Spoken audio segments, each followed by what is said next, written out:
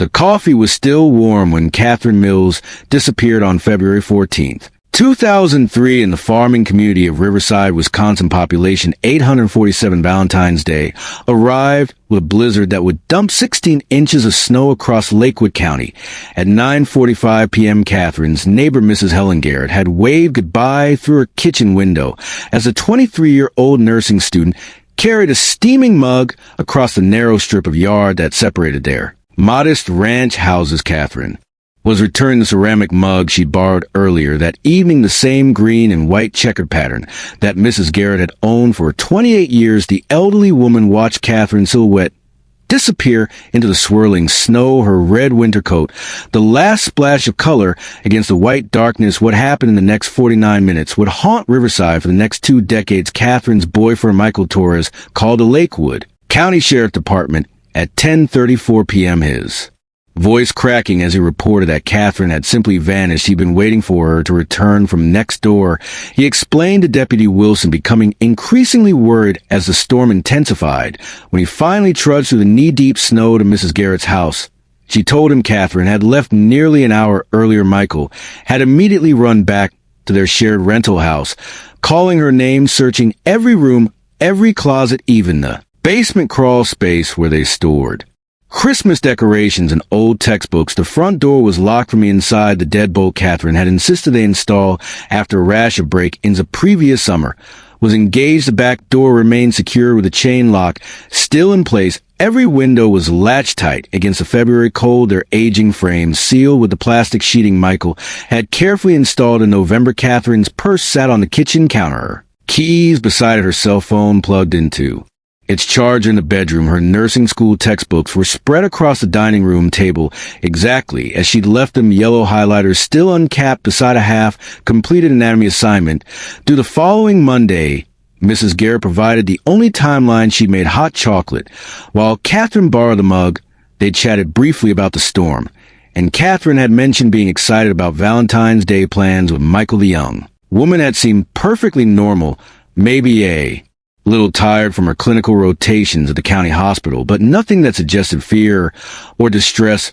Mrs. Garrett estimated their conversation lasted no more than 15 minutes. Catherine had pulled her red coat tight against the wind and stepped into a night that would swallow her completely. Deputy Wilson, a 24-year veteran of rural policing, had seen plenty of domestic disputes, missing persons reports filed in anger, and young people who disappeared after fights with family. But standing in Catherine's living room at 11:20 p.m., watching Michael pace frantically while snow continued to batter the windows, he felt something different. The house held an eerie stillness, as if it was holding its breath. Catherine's presence lingered everywhere, her coffee mug in the sink, her nursing scrubs draped over a chair, her vanilla-scented candles still burning on the mantel. Yet she was gone, impossibly gone, from a locked house in a town where everyone knew everyone, on a night when the blizzard had driven even the most dedicated bar patrons home. Hours early, the deputy began what would become the most frustrating investigation of his career, not knowing that the truth lay buried deep in the snow outside, waiting 20 years to surface in a revelation that would shatter everything this quiet farming community believed about trust, safety, and the people they thought they knew. Catherine Mills' mother, Linda Mills, received a call at 6 a.m. on February 15th.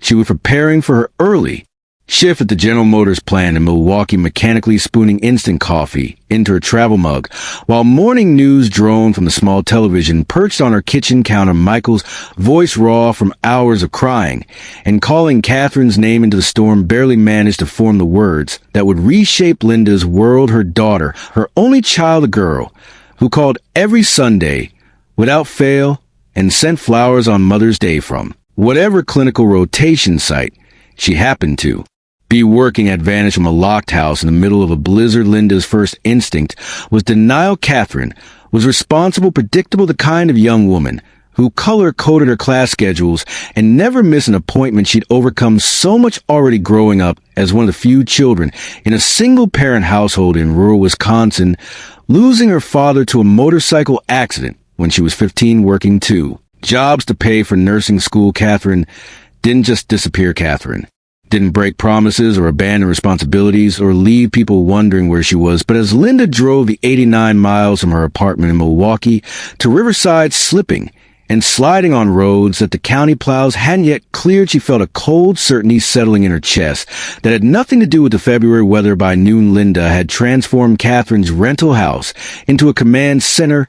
She pushed Michael's gaming chair aside and spread maps of Lakewood County across the dining room table, marking potential search areas with red ink. She called in sick for the first time in 4 years, then called her supervisor back to explain she might need extended leave. Linda had learned long ago, watching her husband die slowly in a hospital bed while insurance companies argued over coverage, that the system rarely fought for people like them. If Catherine was going to be found, it would be because someone who loved her refused to stop looking at investigations. Early days revealed the fault lines that would define the next 2 decades. Detective Raymond Morrison, a 30-year veteran who transferred to Lakewood County for the quieter pace after career in Milwaukee homicide, approached Catherine's disappearance with methodical skepticism. Young women didn't vanish from locked houses. He explained to Linda during their first meeting, young women had fights with boyfriends, made impulsive decisions, sometimes needed space to think. The locked doors could be explained. Maybe Michael was lying. Maybe Catherine had a key hidden somewhere. Maybe she slipped out a window and pulled it shut behind her. Morrison ordered searches of the immediate area, questioned Michael extensively, and waited for Catherine to call home. Linda's faith in official channels began cracking during that first week. Morrison seemed more interested in Michael's financial troubles and their occasional arguments than in the physical impossibility of Catherine's disappearance. When Linda suggested expanding the search area, Morrison reminded her about limited resources and the reality of winter weather. When she pushed for more aggressive questioning of neighbors, he cited proper procedure and the need for evidence. When she begged for media attention that might generate leads, Morrison worried about compromising the investigation. Linda realized she was fighting 2 battles: finding Catherine and forcing the system to care enough to help the community. Response split along similar lines. Catherine's nursing school classmates organized weekend search parties, trudging through snow drifts and abandoned farmland. With the desperate energy of youth confronting mortality, local churches provided meals and prayer circles, but others whispered different theories. Some wondered about Michael's story, noting his gambling problems and the couple's recent financial stress. Others suggested Catherine might have staged her own disappearance, overwhelmed by school pressures and family expectations. The whispers grew louder when Michael moved back to his parents' house in Green Bay after 3 weeks, unable to afford the rent, alone and haunted by the silence that had replaced Catherine's laughter. Linda rented a small apartment in Riverside, determined to maintain a base of operations. Even as her savings dwindled, she spent mornings canvassing neighborhoods that detectives had already visited, afternoons photocopying missing person flyers of the library, and evenings calling police departments in neighboring counties. Sleep became elusive. Food became optional, and every phone call carried the potential to either save or destroy what remained her world. Linda developed an obsession with details that others dismissed as irrelevant: the exact temperature that night, the precise timeline of Mrs. Garrett's testimony, the logistics of Michael's story, the significance of Catherine's abandoned coffee. As February melted into March and search parties dwindled to a handful of die-hard volunteers, Linda began to understand that she was fighting alone, sustained only by a mother's refusal to accept the unacceptable. Riverside had the kind of secrets that small towns cultivate, like prize-winning tomatoes, carefully tended, selectively shared, and fiercely protected from outsiders. When Catherine Mills disappeared, those secrets didn't emerge all at once. Instead, they seeped out gradually like water through limestone, each revelation adding another layer of complexity to an already impossible case. The Mills investigation exposed fractures in the community that most residents preferred to ignore. At Murphy's Diner, the morning coffee crowd that gathered religiously for 12 years suddenly found themselves choosing sides. Frank Henderson, who'd lived in Riverside since 1965 and knew every family's business going back 3 generations, insisted that Michael Torres had always seemed shifty, something about the way he looked at people. Frank claimed stirring sugar into his coffee with unnecessary force. But Margaret Sullivan, who taught Sunday school at First Methodist and had watched Michael help elderly Parishioners with their groceries defended the young man with surprising vehemence. Their debates grew heated enough that Murphy himself had to institute a no Catherine talk during breakfast rush policy. By the end of March, the investigation revealed uncomfortable truths about law enforcement resources. In rural Wisconsin, Lakewood County maintained a force of 10 full-time deputies covering 589 square miles of farmland, small towns, and scattered homesteads. Detective Morrison found himself juggling Catherine's case alongside a methamphetamine lab bust near Elkhorn, a domestic violence situation that required weekly check-ins, and the ongoing investigation of equipment thefts from local farms. The state police offered assistance, but their involvement meant ceding control of the investigation to Madison, something Morrison's pride wouldn't allow. Linda Mills' persistent phone calls and unscheduled visits to the sheriff's department became a source of frustration rather than motivation. Deputies began timing their lunch breaks to avoid her daily 11 a.m. appearances, clutching new theories printed from internet crime forums. Catherine's disappearance also illuminated the complex social dynamics of community caught between agricultural tradition and suburban encroachment. The original families, the Hendersons, the Garretts, the Kolskis, who farmed the same land for 4 generations, viewed newer residents with polite suspicion. Michael, despite living in Riverside for 4 years, remained an outsider from Green Bay whose family had never worked the land Catherine occupied. An even more complicated position as a nursing student whose ambitions clearly extended beyond the county line. Some longtime residents whispered that maybe she'd simply decided small town life wasn't for her, that the locked doors and mysterious circumstances were elaborate staging designed to avoid hurting Michael's feelings. The investigation exposed other uncomfortable realities several residents admitted to. Police said they routinely left doors unlocked despite the recent break-ins that had prompted Catherine to install her deadbolt. Mrs. Garrett revealed that she noticed unfamiliar vehicles parked along County Road 18 several times in January, but hadn't thought to write down license numbers or descriptions. Of volunteer fire department search and rescue training consisted primarily of finding lost hunters during deer season, not conducting systematic searches for missing persons in winter conditions. These admissions embarrassed a community that prided itself on self-sufficiency and looking out for neighbors. Most disturbing were the details that emerged about Catherine's final week's. Classmates from her nursing program revealed that she seemed increasingly anxious about something she wouldn't discuss. Her supervisor at the county hospital mentioned that Catherine had asked several unusual questions about patient confidentiality and reporting requirements. 3 different residents recalled seeing Catherine having what appeared to be an intense conversation with someone in the parking lot outside Riverside Market during the first week of February, but no one could identify the other person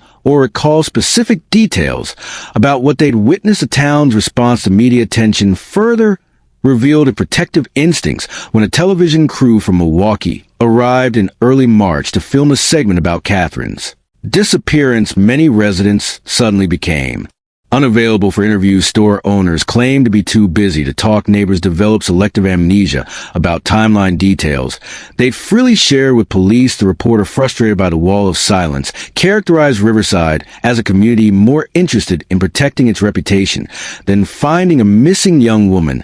The broadcast aired during the dinner hour on a Tuesday evening, ensuring that everyone in town watched their neighbors' faces as carefully as they listened to the reporter's words. Looking for signs of betrayal or secrets finally exposed. A crime scene photographs from February 15, 2003 capture a world transformed by winter's violence. Deputy Wilson had arrived at Catherine Mills' rental house just after sunrise. His department issued camera-producing stark black and white images that would be scrutinized for decades. The blizzard had finally exhausted itself, leaving behind an eerily pristine landscape where every footprint, every disturbance, every anomaly stood out against the unmarked snow like evidence written in a language investigators couldn't yet read. The photographic record began with the house itself, a modest single-story ranch typical of 1970s construction, its beige aluminum siding and narrow windows giving it the anonymous appearance of temporary housing. Snow had drifted against the north wall,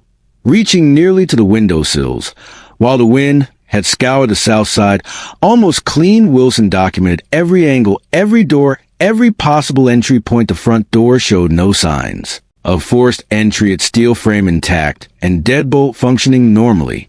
The back door revealed the same story, secure, undisturbed, a chain lock still engaged exactly as Michael had found it. Windows remained latched from inside, their ancient mechanisms stiff with cold and paint, but clearly undamaged. The most crucial evidence lay in the snow itself, though its significance wouldn't be fully understood. For years, Wilson methodically photographed every set of tracks in the immediate vicinity of the house. Michael's size 12 boots had left deep impressions between his car and the front door, with additional tracks showing his panicked search around the building's perimeter. When he realized Catherine was missing, Mrs. Garrett's smaller footprints created a neat path between her kitchen door and the property line, where she'd handed Catherine the borrowed mug. But Catherine's tracks told a different story entirely. Her footprints, clearly defined in the fresh snow, showed her journey from Mrs. Garrett's house toward her own front door. The impressions were consistent. With her size 8 winter boots, the treads leaving distinctive diamond patterns that Michael immediately recognized. Forensic photography captured each step in precise detail, measuring stride length and depth, documenting the way her left foot turned slightly inward due to an old knee injury from high school soccer. But approximately 17 feet from her front door, Catherine's tracks simply stopped, not faded, not obscured by wind, but ended completely, as if she'd been lifted straight up into the storm. Darkened sky. Crime scene technicians from the state police arrived on February 16th with equipment better suited to urban investigations than rural Wisconsin winters. They collected snow samples from the area where Catherine's tracks ended, hoping to find some trace evidence that might explain the impossibility of her disappearance. The samples were carefully preserved and shipped to the state laboratory in Madison, where technicians would search for hair fibers, fabric fragments, or chemical traces that might provide clues. The results, delivered 3 weeks later, revealed nothing but frozen precipitation and trace minerals consistent with agricultural runoff. More sophisticated analysis focused on the snow itself, as a timeline. Meteorological records showed that the blizzard had intensified around 9:15 p.m. on February 14th, with heavy snowfall continuing until approximately 3:30 a.m. on the 15th. The accumulation rate meant that any tracks made earlier in the evening would have been partially or completely obscured by morning, yet Catherine's footprints remained clearly visible, indicating they'd been made during the final hours of storm. This timing corroborated Mrs. Garrett's testimony about when Catherine had left her house, but it made the mystery of her disappearance even more profound. Inside the rental house, evidence collection revealed the eerie normality of a life interrupted mid-sentence. Catherine's anatomy textbook lay open to a chapter on respiratory system disorders, her handwritten notes filling the margins, and her characteristic precise script. A half-eaten bowl of chicken soup sat cooling on the kitchen counter, the spoon still resting against the ceramic rim. Her cell phone showed no unusual activity, no calls, no text messages, no internet searches that might hint at plans or concerns. A last entry in her daily planner, written in blue ink that hadn't yet dried, simply read: V-Day. Dinner with M. Excited forensic examination of the house's interior produced results that were simultaneously thorough and frustrating. Fingerprint analysis revealed exactly what investigators expected: Catherine's prints throughout the residence, Michael's in common areas, and the bedroom they shared, and a few additional prints belonging to landlord maintenance personnel. No signs of struggle, no evidence of forced entry or violent encounter, no indication that anything unusual had occurred inside the house. The scene suggested that Catherine had simply walked outside and vanished, leaving behind a perfectly preserved tableau of domestic normality.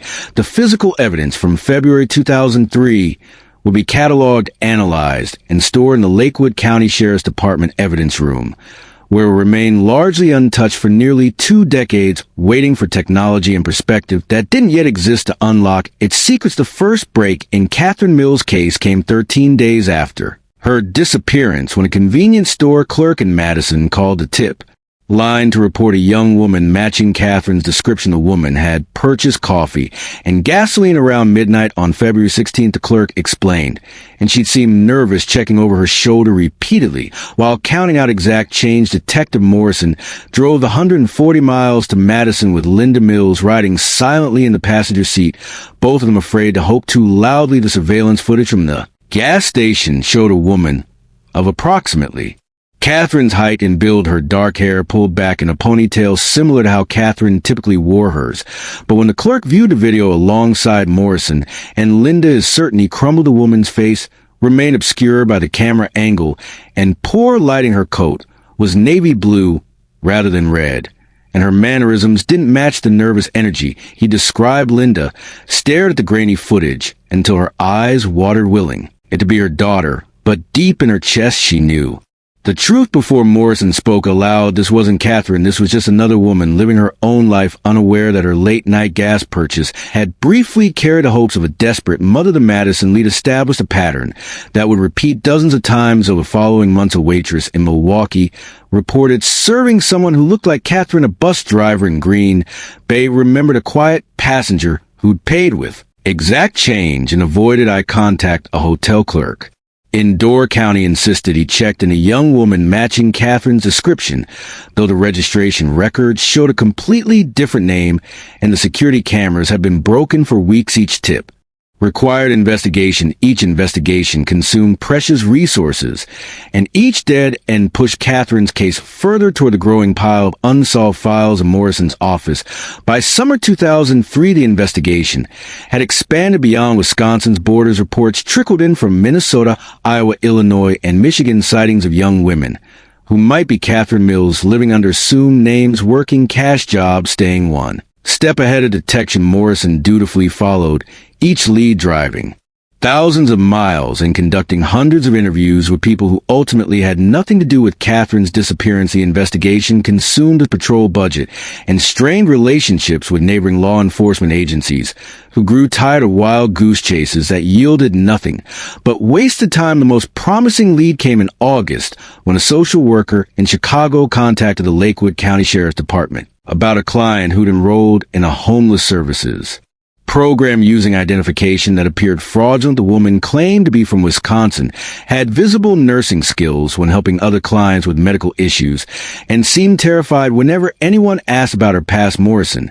and Linda made the 6-hour drive to Chicago, only to discover that the woman was actually Maria Rodriguez, an undocumented immigrant from Honduras, who'd purchased fake identification to escape an abusive relationship. Maria's fear wasn't about a mysterious disappearance from a locked house. It was about deportation and returning to a man who'd hospitalized her twice. The psychological toll of false leads began to fracture the investigation team. Morrison, accustomed to cases that resolved within weeks or months, found himself questioning his abilities and his department's resources. He began avoiding Linda Mills' daily phone calls, dreading the hope in her voice when she asked about new developments. The state police gradually reduced their involvement, reassigning personnel to cases with more promising prospects. Search volunteers dwindled as autumn arrived, and then winter returned, marking Catherine's first anniversary of disappearance. With no new evidence, no viable suspects, and no answers, Michael Torres became the investigation's most persistent dead end. Morrison interviewed him 19 times over the first year, approaching their conversations from different angles, hoping to catch inconsistencies or admissions. Michael's story never changed. He'd waited for Catherine to return from Mrs. Garrett's house, grown worried when she didn't come back, discovered the house was locked and empty, and called police immediately. Polygraph tests proved inconclusive, neither clearing nor implicating him. His alibi for the 49 minutes of Catherine's disappearance remained what it had always been. He was alone in the house, waiting in a case built on impossibilities. Michael's loneliness during those crucial minutes became both his strongest defense and his greatest vulnerability. By February 2004, exactly 1 year after Catherine's disappearance, her case had been quietly reclassified as a cold case. The active investigation was suspended, though Morrison assured Linda that any new evidence would receive immediate attention. The promise fell hollow to everyone involved, including Morrison himself, who knew that cold cases in rural Wisconsin often stayed cold forever, buried beneath accumulating paperwork and newer emergencies that demanded immediate resources. Detective James Sullivan had intended to inherit Catherine Mills' case when he transferred to the Lakewood County Sheriff's Department in September 2005, 2.5 years after Catherine's disappearance.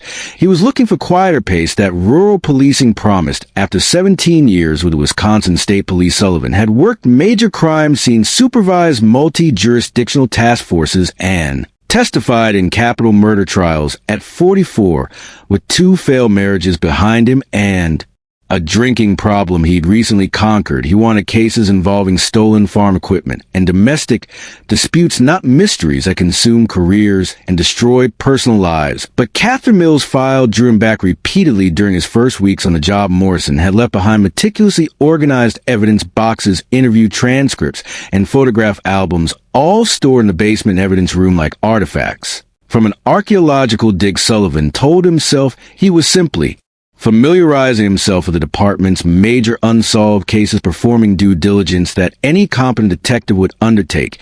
Yet he found himself staying late, reading witness statements by the harsh fluorescent lights, studying crime scene photographs until the details were burned into his memory. Like religious iconography, the impossibility of Catherine's disappearance violated everything Sullivan understood about criminal investigation. People didn't vanish from locked houses without leaving trace evidence. Young women didn't disappear during blizzards without someone seeing or hearing something unusual. Cases didn't remain completely devoid of viable suspects or logical explanations. After years of competent police work, Sullivan had solved murders where the only evidence was a single hair fiber and had tracked down suspects using nothing but witness descriptions of unusual mannerisms. But Catherine Mills' case offered none of the forensic breadcrumbs that usually lead investigators from crime scene to courtroom. Sullivan's obsession began innocuously enough.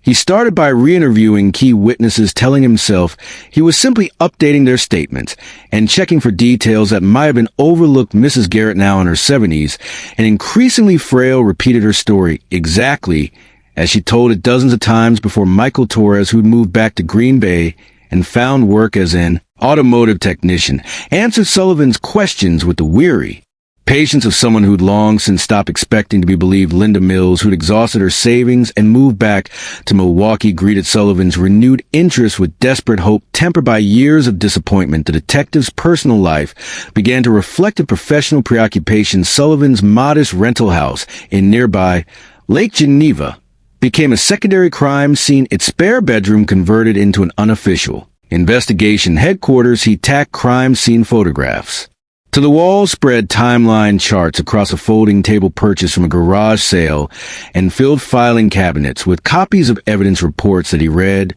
and reread until the pages grew soft from handling. His refrigerator contained more takeout containers than fresh food, and his sleep became fragmented by dreams filled with footprints that ended in unmarked snow. Sullivan's colleagues began to notice his fixation. Sheriff Patricia Hayes, who'd hired him specifically for his experience with complex cases, initially encouraged his fresh perspective on the Mills investigation. But as months passed and Sullivan's attention to other cases suffered, she grew concerned about his mental health and professional effectiveness. Sullivan missed court dates because he was re-examining evidence. He arrived late for shifts after spending nights driving the rural roads around Riverside looking for details that previous investigators might have missed. His reports on routine cases grew perfunctory, while his Catherine Mills files expanded exponentially. The detective's breakthrough or breakdown, depending on perspective, came during a January 2007 snowstorm that reminded him of the night Catherine disappeared. Sullivan had been examining the original crime scene photographs for what felt like the 1000th time when something about the snow patterns finally clicked. The accumulation around Catherine's rental house wasn't random. It showed subtle signs of disturbance that the 2003 investigators had dismissed as wind effect. Sullivan spent the next 6 hours measuring angles and calculating wind speeds from Weather Service archives, eventually convincing himself that someone had deliberately altered the snow to obscure evidence. When Sullivan presented his theory to Sheriff Hayes, complete with meteorological charts and geometric calculations, she realized that Catherine Mills' case had claimed another victim. The detective who transferred to Lakewood County seeking peace had instead found a mystery that was slowly destroying his objectivity. In his career, Hayes faced an impossible choice: remove Sullivan from the case he'd made his life's work, or watch a competent investigator disappear down the same rabbit hole that had frustrated Morrison and heartbroken Linda Mills. Catherine's case, it seemed, had the power to consume anyone who stared too deeply into its void, transforming rational professionals into obsessed seekers chasing shadows through endless Wisconsin winters. Sullivan's investigation had reached the same dead end that had claimed Morrison, but his refusal to accept defeat would prove to be exactly what Catherine Mills' case needed, though neither he nor anyone else could have predicted the path that obsession would eventually illuminate Detective James Sullivan's.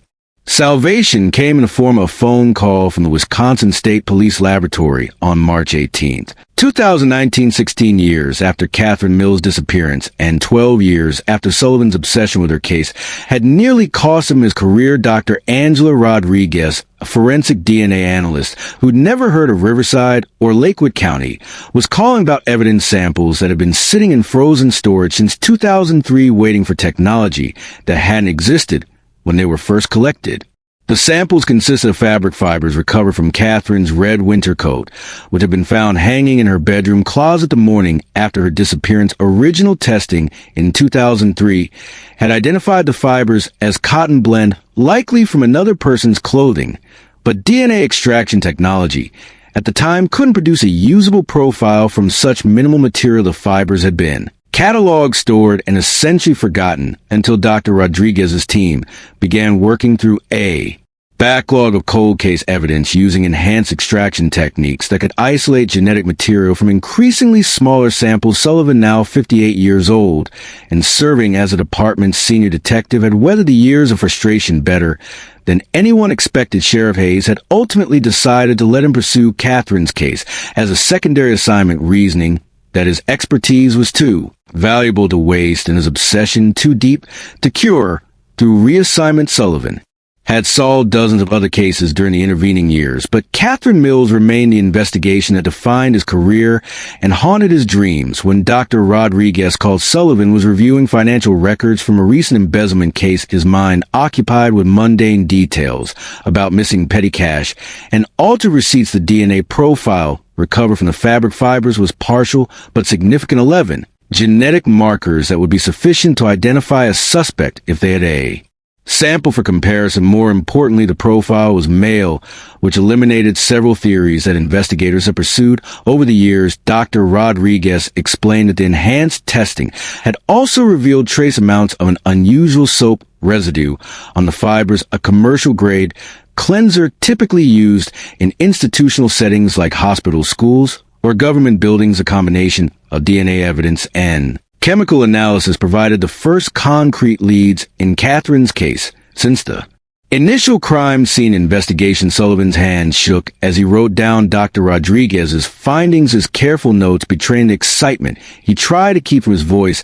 After 16 years of dead ends and false leads, science was finally offering answers to questions that had consumed his professional life. The DNA profile would be entered into a combined DNA index system, where it would be compared against millions of samples from convicted criminals, crime scene evidence, and voluntary submissions. But Sullivan knew that Cody's matches were rare in cold cases, and he began planning his own systematic approach to identifying the source of the mysterious DNA. The detectives' renewed investigation focused on people who'd had access to Catherine during her final weeks, particularly those who worked in institutional settings that would explain the commercial soap residue Catherine's nursing rotations had placed her in contact with dozens of hospital staff members, maintenance workers, and security personnel. Her part-time job at a medical supply company had involved interactions with delivery drivers, warehouse employees, and administrative staff. Each contact represented a potential source for the DNA sample, but tracking down individuals from 16 years earlier proved nearly impossible. People had died, moved away, or simply disappeared into lives that left no forwarding addresses. Sullivan's breakthrough came when he decided to expand his search beyond Catherine's known associates to include anyone who'd been questioned during the original investigation. He spent weeks digitizing old interview files, creating a database of everyone who provided statements or been considered as potential witnesses. A list included neighbors, co-workers, classmates, and dozens of people who'd simply been in the wrong place at the right time to draw police attention. Cross-referencing this list against employment records from institutions using commercial-grade cleansers produced 15 possible matches. The process of collecting DNA samples from potential suspects required delicate negotiation between constitutional rights and investigative necessity. Sullivan couldn't simply demand genetic samples from people who hadn't been charged with crimes, but he could request voluntary submissions and collect discarded materials that suspects left in public places. The work was tedious and often felt like an invasion of privacy that yielded no results 10 of the 15. Potential matches provided voluntary DNA samples that were quickly eliminated through laboratory comparison. 3 others proved impossible to locate or contact. The 15th name on Sullivan's list belonged to someone he'd never considered as a suspect, someone whose connection to Catherine seemed so peripheral that their DNA sample had been collected almost as an afterthought when the laboratory called with the results of that comparison. Dr. Rodriguez's voice carried an excitement that matched Sullivan's own growing anticipation. The DNA profile was a perfect match. All 11 genetic markers aligned with the evidence recovered from Catherine's coat. After 16 years of questions without answers, science had finally identified the person who'd been in physical contact with Catherine Mills during her final hours of revelation, which shattered everything the community believed about the night she disappeared. But first, Sullivan had to confront the implications of what the DNA evidence actually meant. The name that appeared on Detective Sullivan's computer screen at 2:52 p.m. on April 5th, 2019 belonged to someone who'd lived in plain sight for 16 years, someone who'd attended Catherine Mills' memorial service, someone who'd expressed sympathy to Linda Mills and offered assistance during the early days of the investigation. Robert Garrett, Mrs. Helen Garrett's 70-year-old nephew, had been questioned briefly in 2003 as part of the routine canvass of Catherine's neighborhood, but his alibi had seemed ironclad and his demeanor had raised no suspicion. Sullivan stared at the DNA match confirmation until the letters blurred together, his mind struggling to reconcile this revelation with everything he thought he knew about Catherine's case. Robert Garrett worked as a maintenance supervisor at the Lakewood County Medical Center, which explained the commercial-grade soap residue found on the fabric fibers. He lived just 4 miles from Catherine's rental house and had unrestricted access to his aunt's property, including the spare keys she kept hidden under a back porch flower pot. More disturbing still, Robert had been present in Mrs. Garrett's kitchen on the evening of February 14th, 2003, ostensibly helping his elderly aunt prepare for the blizzard by bringing her groceries and checking her heating system. The detectives' review of the original case files revealed details that had seemed innocuous in 2003, but now carried sinister implications. Mrs. Garrett had mentioned that Robert was always so thoughtful, arriving unannounced to help with household tasks and staying late to ensure she was comfortable during harsh weather. Robert had volunteered to join early search parties, spending hours trudging through snow-covered fields and abandoned buildings, ostensibly looking for Catherine.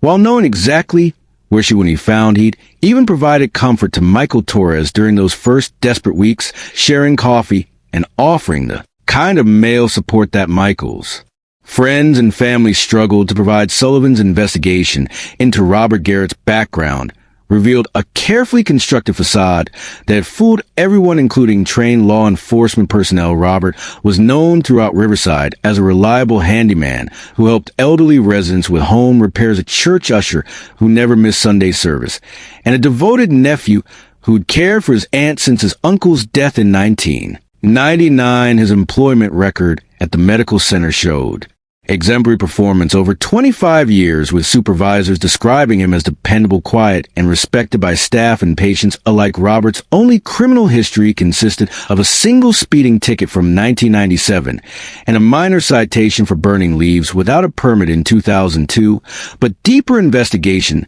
revealed disturbing patterns that had been invisible to casual observers. Hospital staff members, when questioned, carefully admitted that Robert had shown unusual interest in young female employees, particularly nursing students who rotated through various departments. Several women recalled conversations where Robert had asked personal questions about their schedules, living arrangements, and transportation habits. Most had dismissed his curiosity as awkward attempts at friendliness from a lonely older man, but in the context of Catherine's disappearance, his behavior took on a more predatory character. Sullivan discovered that Robert's access to the medical center's facilities extended far beyond normal working hours. His maintenance position required him to respond to emergency calls, giving him legitimate reasons to be in the building during evenings, weekends, and holiday. Security camera footage from 2003 had been routinely destroyed years earlier, but employment records showed that Robert had worked late shifts during January and February 2003,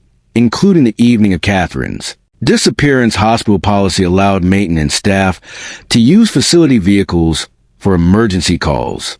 Providing Robert with transportation that wouldn't have been tracked or questioned during a blizzard, the most chilling discovery came when Sullivan examined Robert's relationship with his aunt more closely. Mrs. Garrett, now 88 years old and suffering from early-stage dementia, had always portrayed her nephew as her protector and closest family member, but nursing home staff, where she'd lived since 2018, reported that Mrs. Garrett sometimes became agitated when discussing her nephew, muttering about secrets and things. Robert made me promise not to tell her condition, made her an unreliable witness. But Sullivan wondered what truths might be trapped behind her deteriorating memory. Sullivan spent sleepless nights reconstructing what might have happened on February 14th. 2003, Robert Garrett could have been at his aunt's house. When Catherine arrived to return the borrowed mug, he might have offered to walk her home through the blizzard, using his position as Mrs. Garrett's trusted nephew to gain Catherine's confidence with access to his aunt's spare key. Robert could have followed Catherine into her house, confronted her there, and then staged a scene to make her disappearance appear impossible. The locked doors and undisturbed snow were not evidence of supernatural intervention, but proof of someone who knew exactly how to manipulate a crime scene to confuse investigators. The DNA evidence provided the crucial link between Robert Garrett and Catherine Mills, but proving what had happened during those 49 minutes require more than genetic markers. Sullivan needed to find Catherine's body, uncover additional evidence of Robert's involvement, and build a case strong enough to convince a prosecutor to file charges. 16 years after the fact, the investigation that had consumed his career was finally approaching its conclusion. But the most difficult work still lay ahead. Detective Sullivan's surveillance of Robert Garrett began on April 10th. 2019, 7 days after the DNA match confirmation arrived from the state laboratory. Sullivan parked his unmarked sedan across the street from Robert's modest two-bedroom house on Pine Street, watching through binoculars as a 70-year-old man maintained the same routine he'd followed for decades. Robert left for work at the medical center at 6 a.m., returned home at 3:30 p.m., and spent his evenings watching television through windows that never quite closed their curtains completely. To neighbors and co-workers, Robert appeared unchanged, still the quiet, reliable handyman who'd lived in Riverside since childhood. But Sullivan noticed details that spoke to a man under enormous psychological pressure. Robert's hand shook when he unlocked his front door each evening, fumbling with keys that he'd handled thousands of times before. His garbage bins, previously organized with military precision, now overflowed with empty whiskey bottles and takeout containers from restaurants he'd never patronized. During Sullivan's earlier surveillance attempts, most telling were Robert's visits to his aunt's grave at Riverside Cemetery, a ritual that had increased from weekly to daily since the DNA results arrived. Sullivan watched through telephoto lenses as Robert knelt beside Mrs. Garrett's headstone, his lips moving in conversations that no one else could hear, his shoulders shaking with sobs that seemed to emerge from decades of buried guilt. The detective's confrontation strategy required delicate timing. Direct accusation without sufficient evidence might prompt Robert to destroy remaining proof or flee the jurisdiction, but allowing him to continue his normal routine risked additional psychological deterioration that might render him incapable of providing coherent testimony about Catherine's fate. Sullivan decided to apply gradually increasing pressure, beginning with seemingly routine follow-up questions about the original investigation, and slowly building toward revelation of the DNA evidence. Sullivan's first formal interview with Robert took place at the medical center on April 17th, ostensibly as part of a cold case review that was examining all evidence and witness statements from 2003. Robert agreed to the interview with apparent cooperation, settling into his supervisor's office with the same calm demeanor he displayed 16 years earlier. But Sullivan noticed immediate signs of stress that hadn't been present during their previous interactions. Robert's breathing was shallow and rapid. His hands remained clasped tightly in his lap to control their trembling, and his eyes darted repeatedly toward the office door as if calculating escape routes. When Sullivan mentioned that new forensic techniques had been applied to evidence from Catherine's case, Robert's composure began fragmenting in ways that were almost imperceptible but unmistakable to an experienced interrogator. His voice, previously steady and cooperative, developed a slight quaver when discussing his activities on February 14th. 2003, his recollection of details, once precise and consistent, became fuzzy and contradictory most. Significantly, Robert volunteered information that hadn't been requested, offering explanations for circumstances that Sullivan hadn't yet questioned, behavior of a guilty conscience, attempting to stay ahead of inevitable revelation. The psychological pressure intensified during Sullivan's second interview 3 days later, when the detective revealed that DNA evidence had been recovered from fabric fibers found on Catherine's clothing. Robert's reaction was immediate and visceral. His face drained of color, his hands began trembling uncontrollably, and he excused himself to use the restroom, where Sullivan could hear him vomiting through the thin walls. When Robert returned, his carefully constructed facade was cracking, visibly revealing glimpses of the torment he'd carried for 16 years. Sullivan's breakthrough came during the third interview on April 24th, when he informed Robert that the DNA profile had produced a match. The detective didn't immediately identify Robert as that match. Instead, watching as the 70-year-old man's psychological defenses finally collapsed completely, Robert's breathing became labored, his skin took on a grayish pallor, and his entire body began shaking, as if he was experiencing a seizure. But instead of denial or demands for legal representation, Robert whispered words that Sullivan had been waiting 16 years to hear. "I never meant for it to happen the way it did. Catherine was such a sweet girl. She didn't deserve what I did to her." The confession that followed was fragmented and emotional, punctuated by sobs and long periods of silence, as Robert struggled to articulate actions he'd kept secret for more than half his life. But gradually, piece by piece, the truth about February 14th, 2003 began emerging from the psychological wreckage of a man who could no longer carry away his crime. The arrest of Robert Garrett on April 26, 2019 shattered Riverside's carefully maintained equilibrium like a stone thrown through stained glass. Sheriff Hayes had coordinated with the prosecutor's office to ensure that formal charges would be filed immediately after Robert's confession, but nothing could prepare the community for the psychological earthquake that followed the revelation that Catherine Mills' killer had been living among them for 16 years, offering comfort to her grieving mother and participating in search parties for a young woman he'd already murdered. Linda Mills received the news at her apartment in Milwaukee, where she'd been preparing for another day at the factory where she'd worked since exhausting her savings during the early years of Catherine's disappearance. Detective Sullivan called her at 6 a.m., his voice heavy with emotions he'd learned to suppress during decades of law enforcement work. Linda's first reaction was silence, so complete that Sullivan initially thought the call had been disconnected. When she finally spoke, her words came in fragments. Questions about evidence and DNA, and whether Catherine's body had been recovered, interspersed with sobs that seemed to emerge from someplace deeper than grief, a region of maternal anguish that had been frozen for 16 years and was now thawing with devastating intensity. Robert's confession had provided crucial details about Catherine's final moments, but his psychological breakdown made it impossible to determine which elements represented accurate memory and which were products of guilt-induced fantasy. He claimed that he'd followed Catherine from his aunt's house on the pretext of helping her navigate the blizzard, that he'd used Mrs. Garrett's spare key to enter Catherine's rental house, and that he confronted her with sexual intentions, that she rejected. The physical struggle that followed had ended when Catherine struck her head against the kitchen counter, an injury that Robert insisted was accidental, but which proved fatal within minutes. According to Robert's fragmented account, he'd spent hours in Catherine's house deciding what to do with her body, eventually loading her into his medical center maintenance truck and driving to a location he described only as where she could rest peacefully near the old quarry. His efforts to stage the scene had included locking all doors from inside before exiting through a basement window, then carefully obscuring his own tracks in the snow while preserving Catherine's footprints to create the impression that she'd vanished. Impossibly, the deception had required intimate knowledge of crime scene investigation, which Robert had acquired through years of watching forensic television shows and reading true crime books, an irony that wasn't lost on investigators who'd been mystified by the scene's apparent impossibility. The community's reaction to Robert's arrest revealed fault lines that had remained hidden for decades. People who'd known Robert since childhood struggled to reconcile the helpful handyman with the calculated killer described in police reports Mrs. Patterson, whose late husband Frank had always distrusted Robert, told anyone who would listen that she'd sensed something wrong about him for years.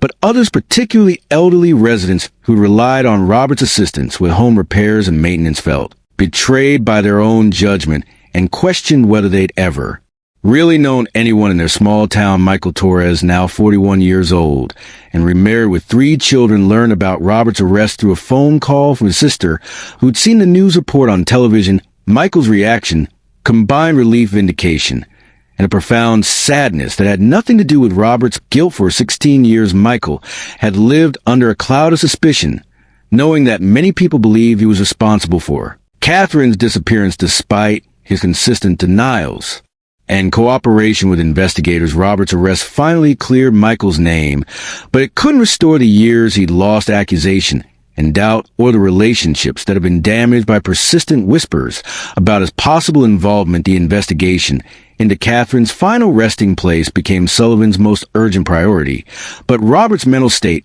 made it difficult to extract reliable information about the location where he disposed of her body. His confession contained references to peaceful water and where the old limestone watches over everything, descriptions that could apply to dozens of locations within the rural county. Search teams, equipped with ground-penetrating radar, began systematic examination of areas that matched Robert's vague descriptions, while Sullivan continued interviewing him in hopes of obtaining more specific details about Catherine's burial site, the case that had defined Sullivan's career was finally approaching resolution, but the detective found little satisfaction in solving a mystery that had cost so many people so much over the course of 16 years. Catherine Mills was still missing. Her family was still shattered by grief, and the community was still struggling to understand how evil could hide so effectively behind a facade of helpfulness and reliability. Robert Garrett's arrest marked the end of the investigation, but it was only the beginning of a healing process that might take another 16 years to complete, if it could be completed at all.